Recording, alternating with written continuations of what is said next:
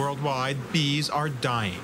Nearly half of all beehives and colonies just die out, a phenomenon known as colony collapse disorder. Pesticides, disease, and climate change. Those are the big four stressors, I would say. And all of them kind of combined is the perfect storm for why we're seeing about 30 to 40% of all bees die every single year globally. These factors are killing bees by the trillions, and there's good reason to care. A man's got to eat. 30% of the world food supply is reliant on bee pollination.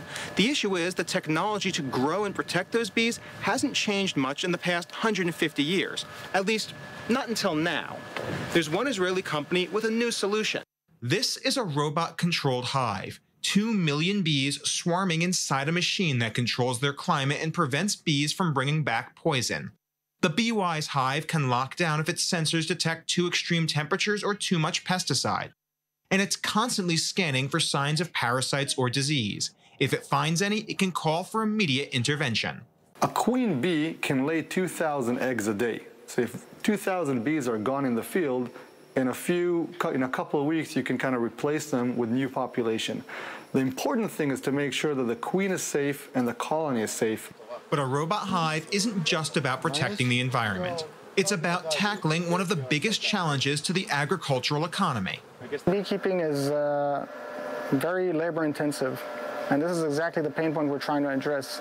So the biggest pain point for the beekeeper is the labor, getting out to the field and getting to the hives.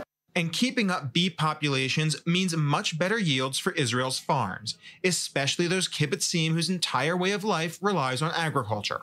If you see an area that the bees are dying, you'll see less fruit in the end of the year. But is it enough? With bee populations crashing worldwide, other Israelis believe high-tech pollination may be necessary to sideline the bees entirely. As the bee population is declining, global agriculture needs a solution which doesn't rely on bees anymore, but which will either supplement or eventually replace the bees. The situation certainly stings a little. On one hand, industrialized agriculture is necessary to feed 7 billion people around the world. But on the other, it's also poisoning trillions of essential workers that do the same thing.